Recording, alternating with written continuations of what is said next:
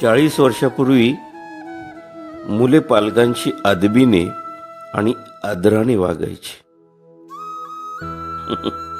आता पालकांना मुलांशी आदराने वागावे लागते.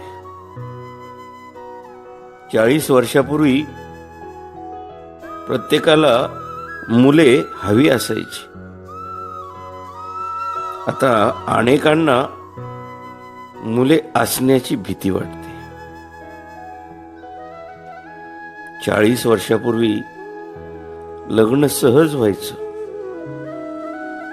आणि घटस्फोट मिळणे अवघड असायचं.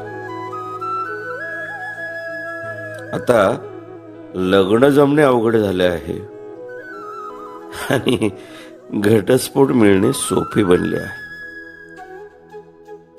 40 वर्षापूर्वी लोकांना कष्ट करण्यासाठी ताकद मिळायची. हळूहळू भरपूर खावे लागायचे. आता कोलेस्ट्रॉल आणि कॅलरीजच्या भीतीने लोक खायला घाबरतात. 40 वर्षापूर्वी खेडेगावातील लोक शोधत शहरात जायचे. आता शहरातील लोक ताणतणावातून मुक्ती आणि शांततेच्या शोधात खेडेगावात जातात. 40 वर्षापूर्वी खात्यापित्या घरातील दिसण्यासाठी धडधाकट दिसावे यासाठी प्रयत्न करायचे. आता प्रत्येक लोक तंदुरुस्त दिसण्यासाठी डाएट करतात. 40 वर्षापूर्वी श्रीमंत व्यक्ती आपण गरीब असल्याचे दाखवण्यासाठी धडपडत असत.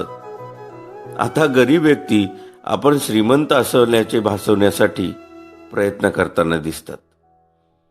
40 वर्षापूर्वी एक व्यक्ती सगळ्या कुटुंबाचा चरितार्थ चालवत असे. आता कुटुंबातील एका मुलासाठी सगळे नोकरी व्यवसाय करत असतात. 40 वर्षापूर्वी संवाद साधण्यासाठी साधन नव्हते. आता संवादासाठी माणसंच नाहीत.